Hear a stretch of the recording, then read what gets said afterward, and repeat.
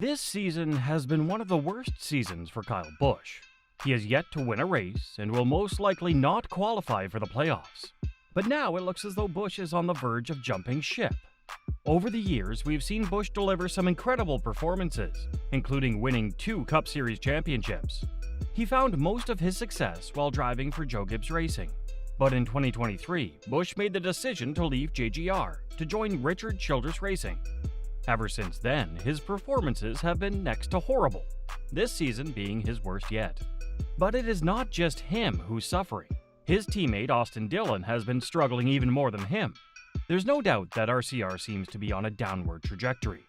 When Busch joined the team in 2023, he just mentioned that it's a multi-year contract.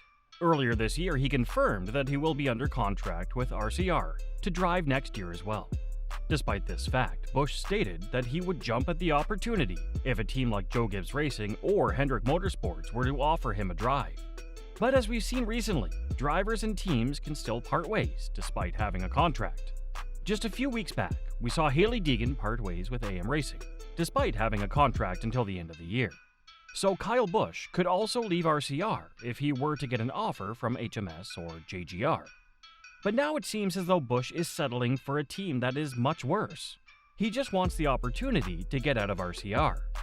And we just want the opportunity to provide you with the latest NASCAR news. So don't forget to hit that subscribe button for our channel. You won't regret it. Recently, Spire Motorsport announced that they will not be extending Corey LaJoie's contract after this year. It's been reported that Kyle Busch is the favorite to replace him in the team. It's no surprise that Spire Motorsport wants to get Busch in their squad. The driver is well experienced and is in the final years of his prime. Given his experience, the feedback he can provide to teams in the midfield can be extremely valuable.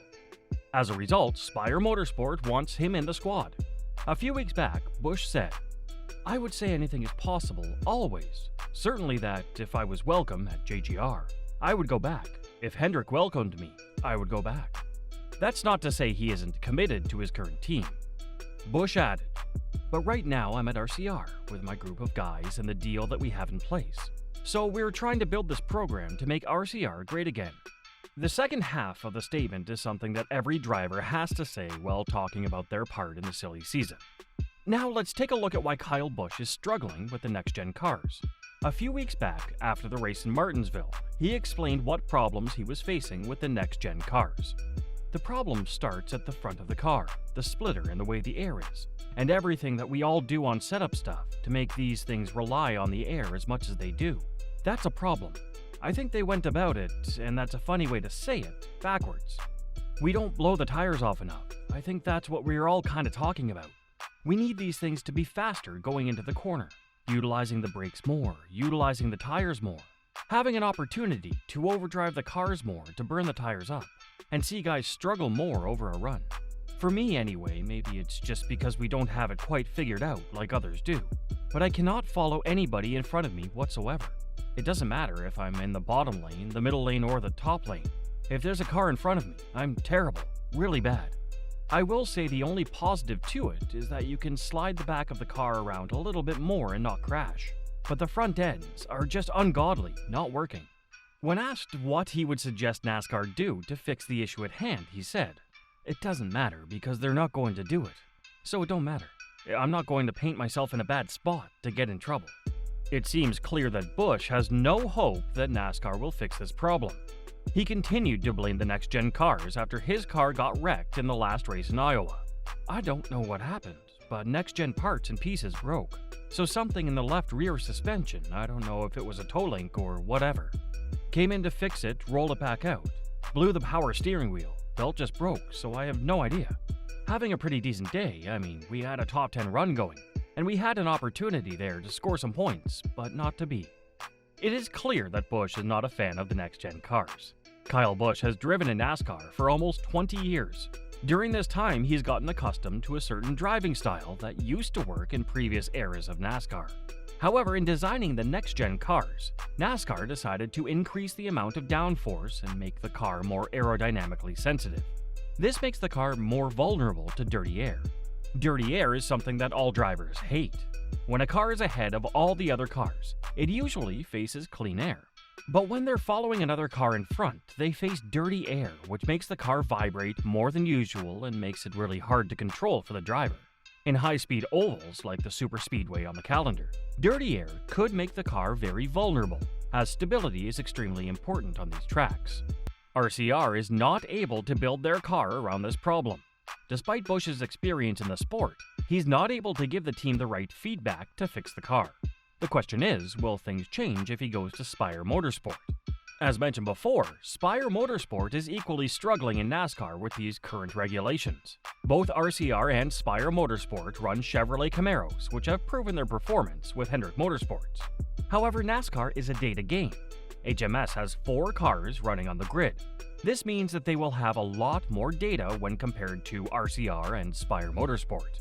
This is one of the reasons why HMS and JGR are finding more success in the Cup Series.